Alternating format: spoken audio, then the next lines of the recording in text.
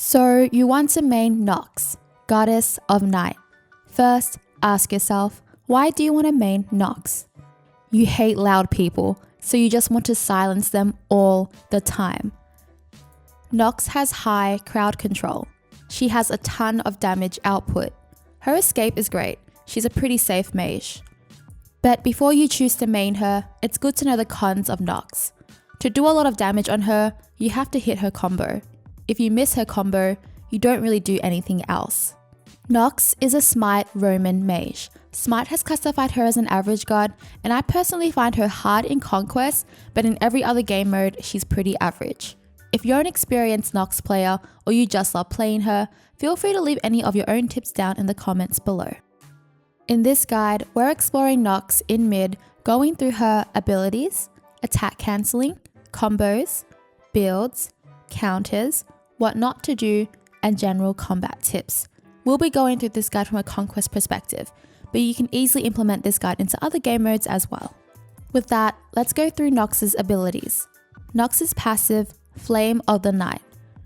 Nox's candles gather energy from all abilities she uses. For every ability she casts, a candle is lit. For every candle that is lit, Nox gains 3% magical power. When Nox takes damage from an enemy god, one of her candles is blown out. You can keep track of this in the left-hand corner. Pretty straightforward passive. Every ability you cast, you gain magical power, and when you take damage from an enemy god, you lose extra magical power. Nox's first ability, Shadow Lock. Nox's 1 is a line ability type. Nox extends her shadow, rooting and crippling a single enemy god in place. This will deal damage over time as long as they're rooted. Nox must channel this ability to maintain hold on the target. You may cancel this ability early. While channeling, Nox suffers no directional movement penalty. This ability does not work on minions at all, so do not try to clear with this ability. This ability is not affected by crowd control reduction. This ability is her main CC. Nox's second ability, Siphon Darkness. Nox's 2 is a ground target ability type. Nox creates a void of darkness that silences all enemies within range. After a short duration, it explodes, dealing damage. This ability is her main damage and clear. This ability heavily relies on her first ability or other forms of CC from allies. Enemies can easily walk out of this when there is no form of CC on them. Nox's third ability, Shadow Step. Nox's 3 is a dash ability type. Nox dashes forward. If she dashes through enemies, it will deal damage. If Nox hits an allied god, she leaps into their shadow, traveling with them. When Nox exits a shadow, she deals damage again in radius around her. Nox may cancel this ability early to exit shadows.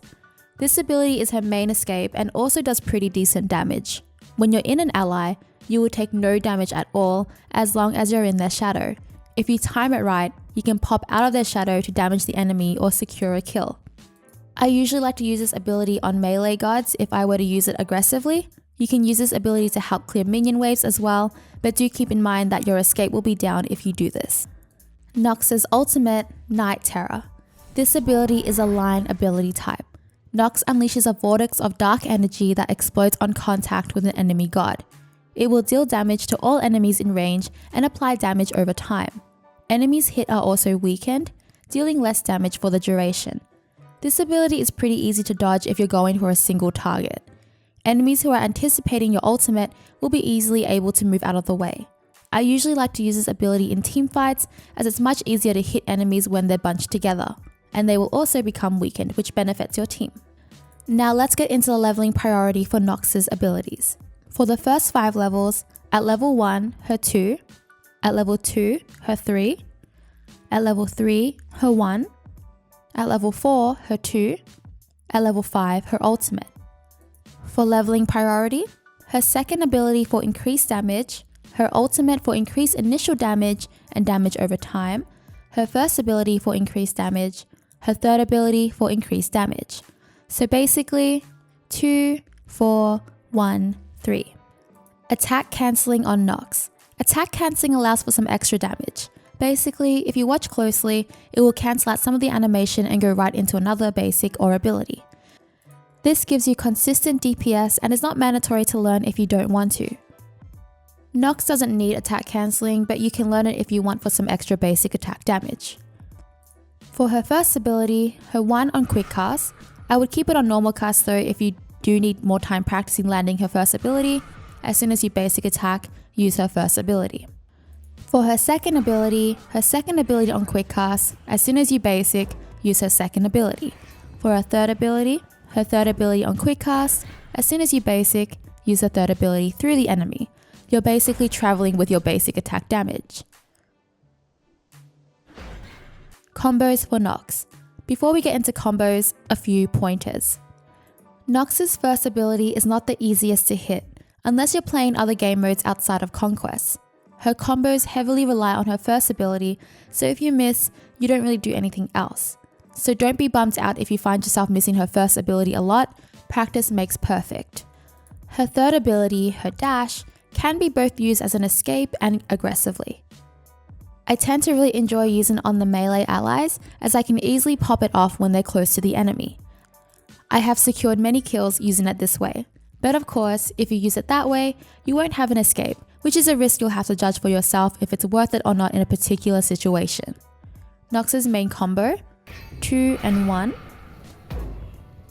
For short combos, 3 and then pop off an ally. Medium combos, 2, 1, 3 into the enemy or 3 into an ally and pop off. We're going to go a bit into our third ability here. A really nice way you can combo off an ally is to have the ally behind the enemy while you're in front of the enemy. Dash into the enemy and you'll end up inside your ally. Once you're shadowing your ally, shadow out and you'll end up doing double damage to the enemy, as shown here.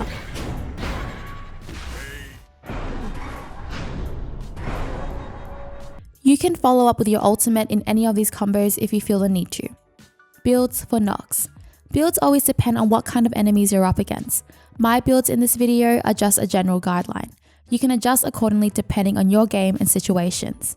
For a damage mid build, Book of Souls, Shoes of the Magi for early pen or Shoes of Focus for cooldown, Divine Ruin if you need anti-heal, or Spear of the Magus, or Cronus Pendant for more cooldown, Obsidian Shard, Shaman's Ring, Book of the Dead. You can opt out of grabbing Book of the Dead if you feel like you don't need it, and could grab 2 of the 3 suggestions that I stated for the third item. You can also use Nox as a support, but do keep in mind if you're against a good comp, it may not work so well, but it's still super fun to use. For a support build, Guardian's Blessing, Shoes of Focus, Stone of Binding or only Hunter's Garb for magical defense, Sovereignty for physical defense, grab either of these 3 depending on what you need first, Genji's Guard, Mantle of Discord. Of course, with support, it's very situational. There are many other items you can pick up on her depending on your game, such as Voidstone, Spirit Robe, Loner's Mask, Pestilence if you need anti-heal. For relics, Nox generally picks up Beads and Aegis. As a support, Nox may pick up Heavenly Wings, Shell or Horrific Emblem, also depending on what your team needs. Counters of Nox. Beads and Magi's Cloak counter Nox's second and first ability. Juking her first ability, if Nox misses her first ability, she doesn't really do much until it's up again. This is why CDR is really nice on her. Actually, in general, juking Nox. Her abilities are just a bit hard to hit. What not to do as Nox. Do not engage with your third ability, shadowed or unshadowed, unless you know it'll be worth it. Do not keep aggressing enemies if you miss your 1 and 2 combo. Instead, play safe and wait for it to come up again. Unless you're in a team fight and you can use your 3 aggressively. Do not hold your ultimate in team fights. It can really help, especially with weakening their damage. General combat tips for Nox. Her dash is pretty neat. Since you can shadow your allies, other ways you could use it are dashing into an ally as they're about to head back to base. This will save time waiting for your back in animation.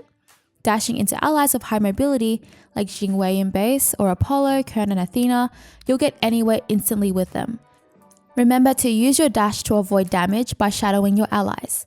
A huge tip, practice, practice, and practice landing her first ability. Figure out the common ways your enemies tend to avoid her second ability. Do they step back a lot, sideways? Study the opponent's reaction to your second ability. You can use her second ability to negate some damage from certain gods, like Odin. I'll show you how. In this first clip, this is how much damage Odin does to me with his first and second ability.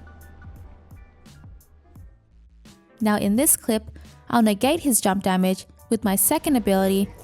As you can see, it has done nothing to me because of my second ability. but his second ability has not gone off due to him not having explosive damage from his first ability. This gives you time to get out of Odin's second ability damage, however. And that is all for the Nox guide. If you would like to request a god guide or simply just to support me, you can find a coffee donation link in the description box below. Subscribing and likes would be super rad. Clicking the bell really helps me out. I hope to see you for the next one. Bye!